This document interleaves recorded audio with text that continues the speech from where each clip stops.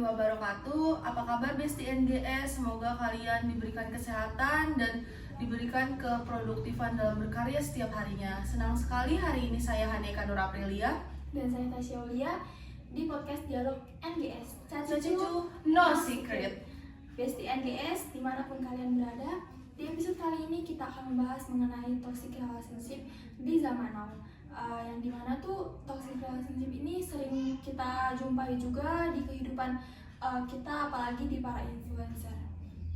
Karena menurut catatan tahunan Komnas Perempuan pada tahun 2020 mencatat bahwa tindak KDRT menempati urutan pertama dengan jumlah 75,4% di setiap tahunnya. Sedangkan bentuk kekerasan terhadap perempuan paling tertinggi adalah kekerasan fisik yang berjumlah 4.783 kasus. Ya, dari kasus tersebut menunjukkan bahwa KDRT ini merupakan salah satu bentuk ekspresi toxic relationship yang dimana dari yang viral-viral di TikTok, bahkan influencer pun bisa merasakannya gitu di balik layar itu tersebut.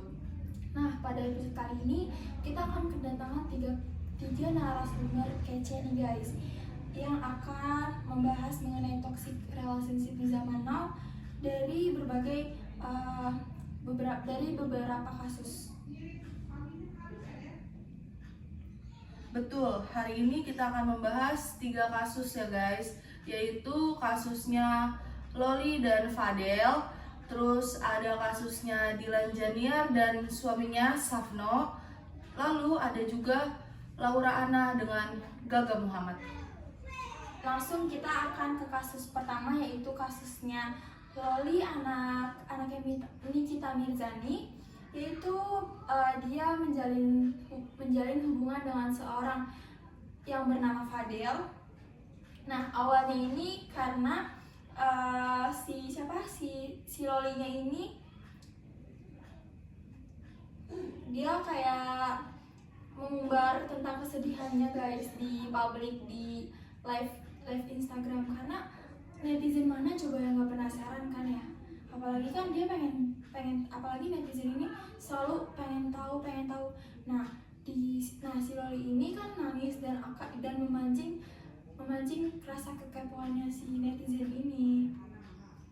Terus banyak juga video-video abuse, chat yang penuh dengan makian, sampai dugaan tuh kalau si Loli ini dapat kekerasan fisik guys. Tapi yang bikin publik bingung ini, kenapa si Loli ini tetap bertahan dan bahkan balikan lagi ke Fadel walaupun sudah putus dan sudah disakiti berkali-kali. Nah, hari ini kita bersama Kak Melvi, yaitu merupakan seorang mahasiswi dari Universitas Bina Sarana Informatika. Halo Kak Melvi. Halo Kak Tasya. Gimana kabarnya Kak? Baik, kalian semuanya gimana? Baik. Baik. Nih, menurut pandangan Kak Melvi, apalagi Kak Melvi sempat ngikutin kasusnya Loli sendiri gak? Iya, aku sempat ngikutin karena kan lagi viral Iya, banget ya betul. dia di sosmed. 2024 kemarin kan? Iya, baru ini kan? Iya. Nih, menurut pandangan kakak sebagai Gen Z kan, gimana sih menurut kakak melihat hubungan Loli sama Fadel ini dari sudut pandang kakak sendiri? Kalau dari sudut pandang aku sendiri, dari hubungannya Loli dengan Fadel ini termasuk banyak banget menunjukkan pola toxic relationship, ditambah lagi dengan banyak tandanya gaslighting. Kayak dimana pelaku bikin korban seakan-akan merasa bersalah, padahal pelaku inilah yang manipulatif.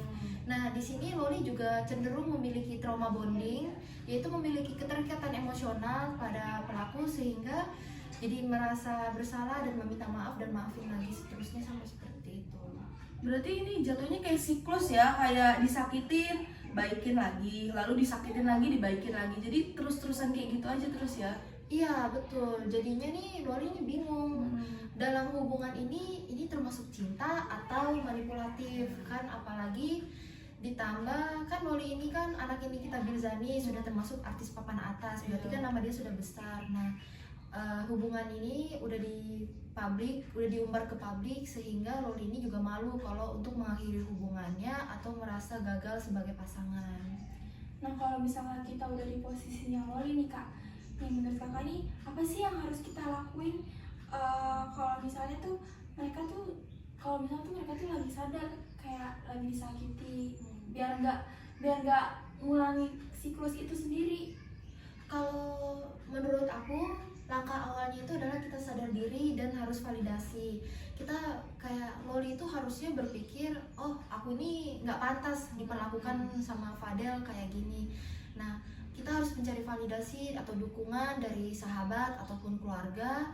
Lalu juga jangan diam, karena kalau semakin kita lemah justru pelaku akan semakin kuat mengontrol kita yang lemah.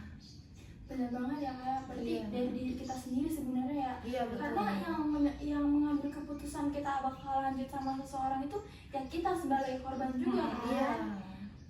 Jadi itu guys, menurut Kamavi dari pandangannya sebenarnya banyak ya kayak pelajaran-pelajaran agar kita gak di posisinya si Loli. Iya. Karena kan kita harus berani juga kan ngutarain apa yang kita rasain. Kalau misalnya itu salah ya udah salah nggak sih Kak? Iya, betul. Oke Bestie NGS, kita akan balik lagi, kita jeda dulu, kita bakalan balik lagi di segmen kedua yang gak kalah rumit banget. Oke guys, see you.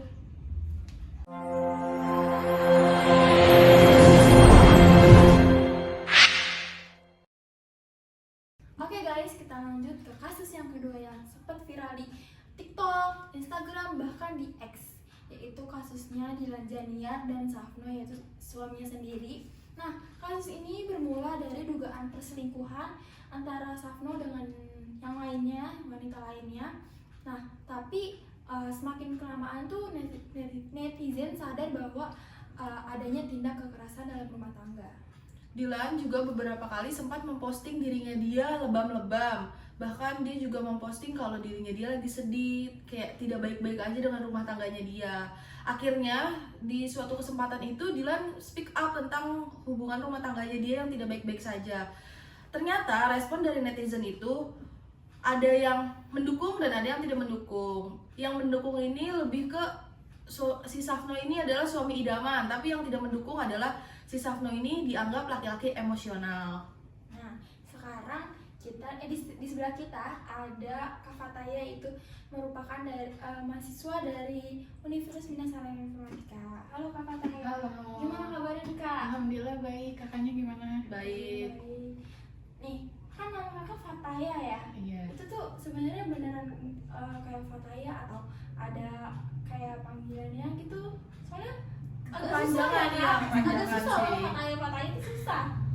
Saya biasa dipanggil sama teman saya Ayong sih kak. Oh, yaudah, berarti kita manggilnya Kak Ayong aja Iya, nggak sih? oke, Kak Ayong. Boleh, Oke. boleh ya. Nih, dari pandangan Kak Ayong nih terhadap kasus ini, banyak gak sih korban-korban tuh lebih disalahkan di kasus-kasus kayak gini? Nah, menurut pandangan kakak tuh kayak gimana? Pandangan aku ya, karena aku melihat masyarakat di sekitar kita, apalagi ya masih pada minim empati terhadap korban emosional kayak gitu. Terus udah gitu masyarakat kita tuh lebih banyak menilai daripada mendengar.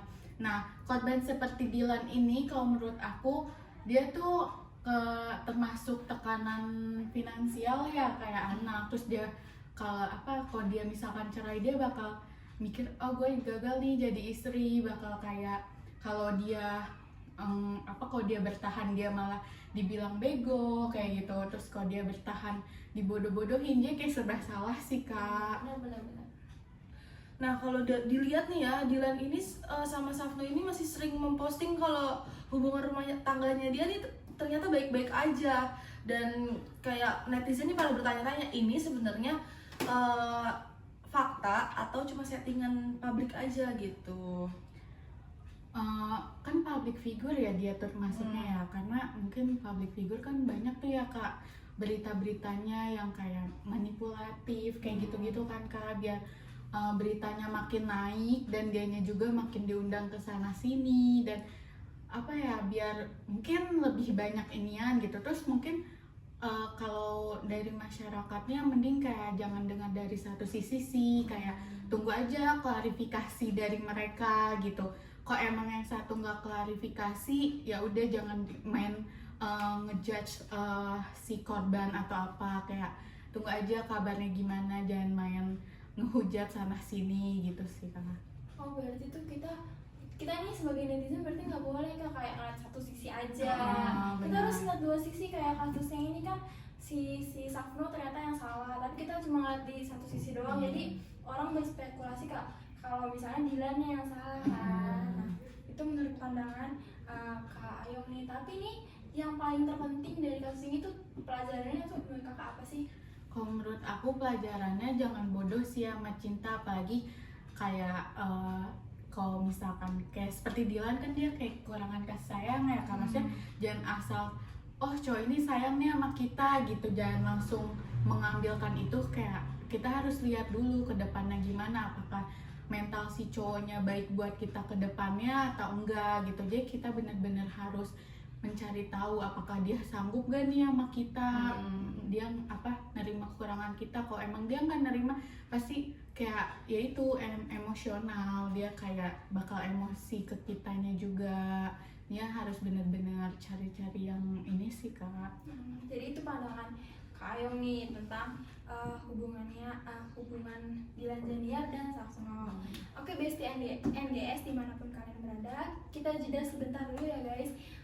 Kita akan lanjut ke topik terakhir, yang ketiga. Topik ketiga yang paling sangat amat panas karena sempat difilmin juga masih Kak. Iya, Nah, itu sempat viral banget tuh guys. pasti lebih menarik gak sih?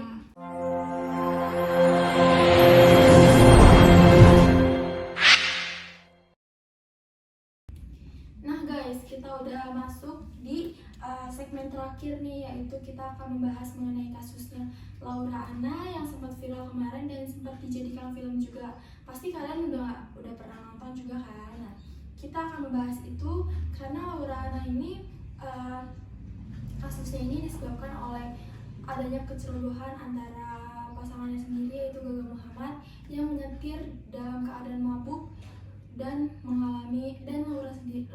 Laura mengalami kelumpuhan dari kecelakaan tersebut.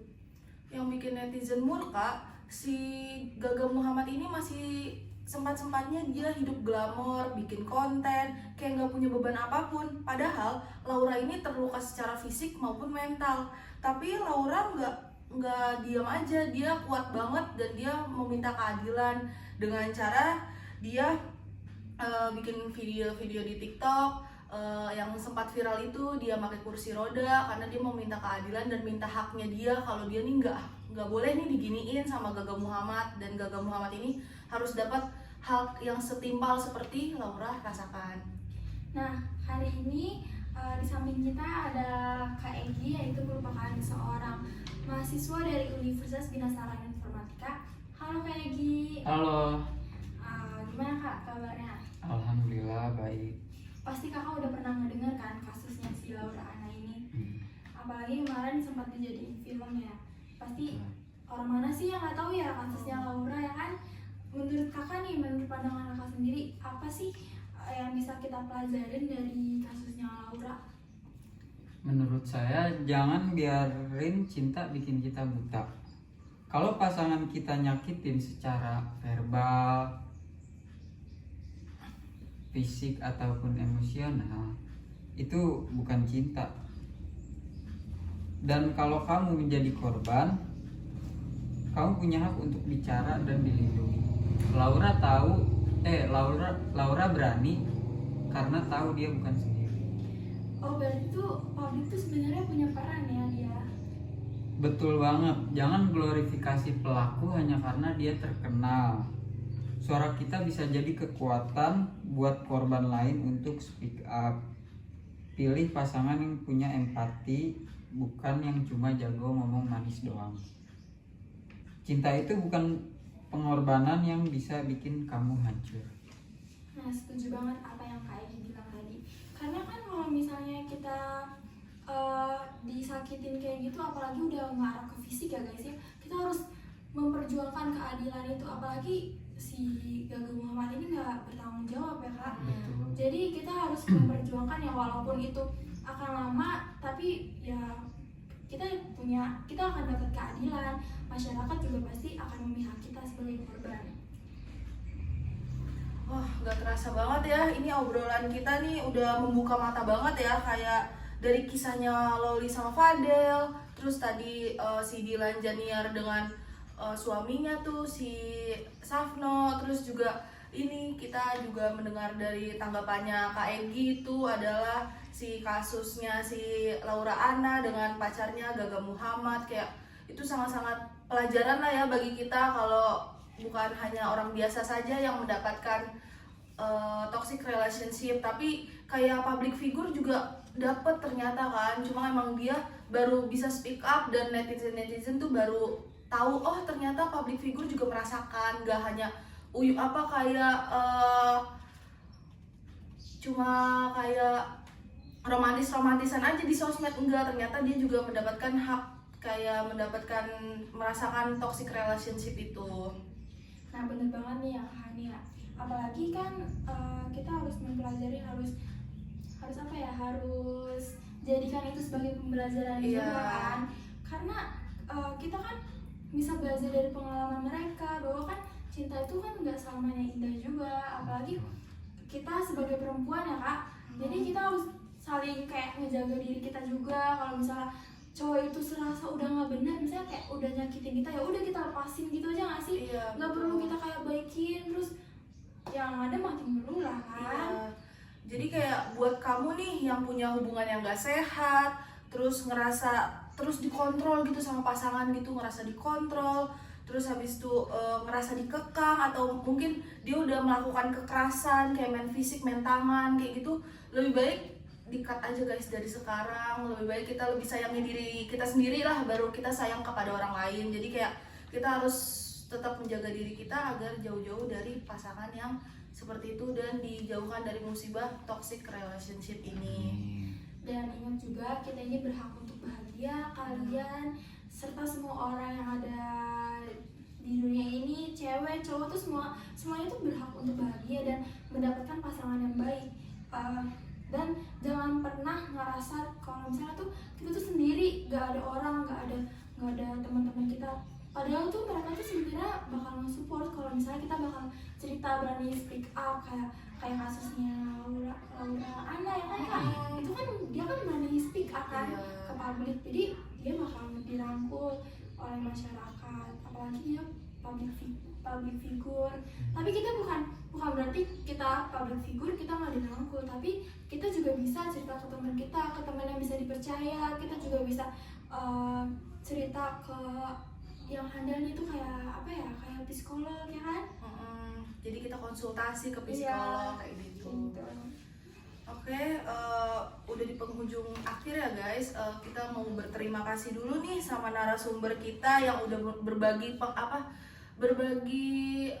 tentang dia, tanggapannya dia, pandangannya dia terhadap kasus-kasus kita hari ini yang udah kita ringkas secara ini di video kita, di podcast kita ini. Kita makasih banget untuk Kak Melvi, dengan masukannya beliau juga kita jadi bisa belajar kalau toxic relationship itu kayak enggak banget gitu. Terus juga kita bisa belajar lagi, membuka mata. Terus berterima kasih juga untuk Kak Ayong, terus juga Kak Egi udah memberikan kayak dan tambah-tambah gitulah, kita kayak oh iya ternyata toxic relationship itu enggak banget gitu.